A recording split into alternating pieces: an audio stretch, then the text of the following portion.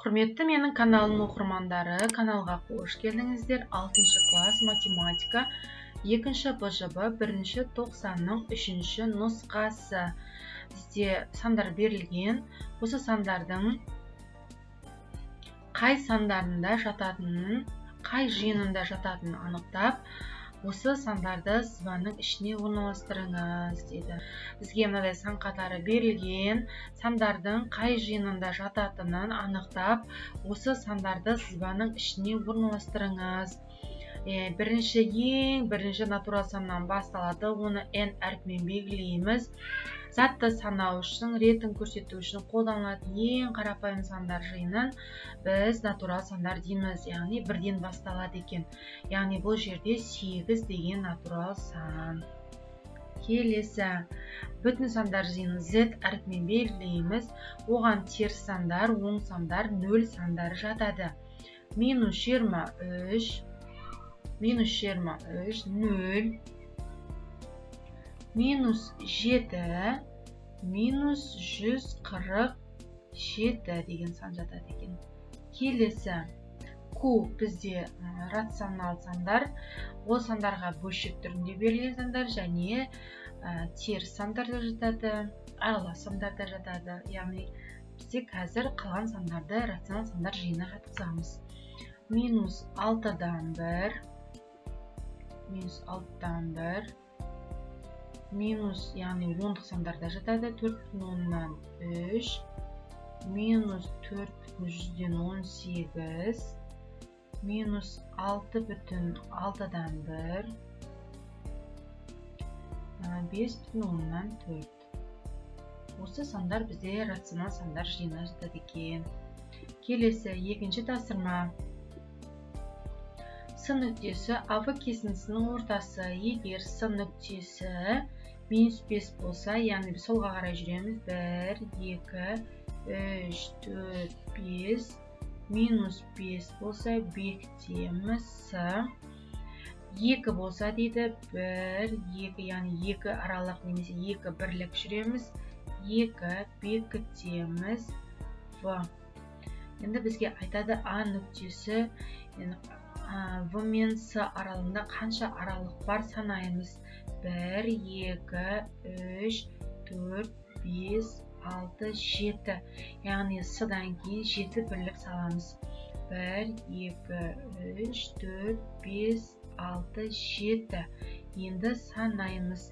Минус 5-тен кейін минус 6 болады. Минус 7, минус 8, минус 9, минус 10. Минус 11, минус 12, яғни нәтижесі минус 12 деген сан сәйкес келеді екен. Оны бекітеміз. Сонымен екінші тапсырмада С нүктесінің координатасы минус 5 болса, В нүктесінің координатасы 2 болса, А нүктесінің координатасы бізде X, яғни табу керек болса, онда біздің шешуін таптық. А нүктесінің координатасы минус 12-ге тең болады екен. Келесі, үшінші тапсырманың біріншісі.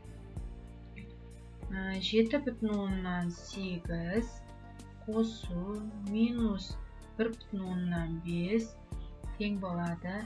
7,8 егерде жақшаның алды плюс болса, жақшаның іші минус болса, осы екеуін көбейтуге де болады. Плюс пен минусты көбейтетін болсақ, минус болады. 1,5, 7,8-ден 1,5-ті алатын болсақ, 6,3 болады екен. Екінші тапсырма. Минус 9,7, минус 2,45. Минус 9,7-нің өзінің қайттан жазамыз. Жақшаның сыртында минус, ішінде минус болатын болса, минусты минусқа көбейтетін болсақ, плюс болады. 2,45. 9 бүтін үлкен болғандықтан үлкеннің санының таңбасын қоямыз. 9,7-ден 2,45-ті аламыз. Сол кезде 7,125 болады екен. Келесі, үшінші тапсырма. Минус 4,4 плюс минус 10,6 тең болады. Минус 4,4 плюс таңбаны сақтаймыз, себебі минус таңба, яғни модуль таңбасының астынан теріс санда оң санмен шығады. Сонымен бізде жауап 10,6 тең болады. Бұл жерде әйтеуір біреуінің алдына минус таңба тұрса алу жұмысы жүреді. 10,6-тан 4,4-ті алған кезде 6,2 болады екен.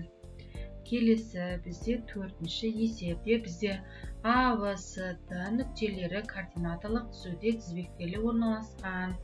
А нүктесінің координатасы -8-ге тең, В нүктесінің координатасы 2-ге тең. Бізде АВ модуль таңбасының астында тұр, тең болады 5 көбейтілген модуль таңбасының астында ВС. Одан кейін тағы не берілген бізде?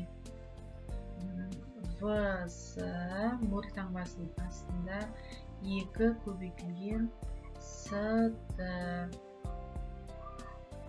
Енді бізде сұрайды, ады неге тең деп. Адыны табу үшін біз не істейміз? Мына аралықтардың барлығын қосып шығуымыз керек. Осы аралықтың барын қосатын болсақ, бізде ады кесіндісінің ұзындығы шығады екен. Енді біз бірінші сан өсіне 1, 2 бекітеміз. 1, 2, 3, 4, 5, 6, 7, 8. Минус 8 бізде ол А болып тұр. Енді бізде сұрайды, 0-ден бастап А-ға дейін 8 бірлік бар. 0-ден бастап В-ға дейін 2 бірлік бар. Сонымен біздің А-бымыз 10-ға тең екен. А-бы 10-ға тең болатын болса, онда мына тепе теңдікті қолданамыз. Яғни 10 тең болады 5 көбейтілген модуль таңбасының астында ВС. ВС-ны табу үшін 10-ды 5-ге бөлеміз. Сол кезде біздің ВС-ны шығады, ол 2-ге тең екен. Келесі. Енді ВС-ны мына теңдіктің, осы теңдікті пайдаланайын деп жатырмыз.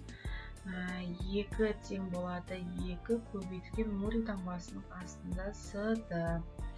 Енді модуль таңбасының астында СД-ны табу үшін 2-ні 2-ге бөлеміз. Бізде 1 болды. Сонымен біз А-ны табу үшін АВ қосу ВС қосу СД. 10 қосу 2 қосу 1 тең 13 болады екен. Сонымен жауабы 13-ге тең екен.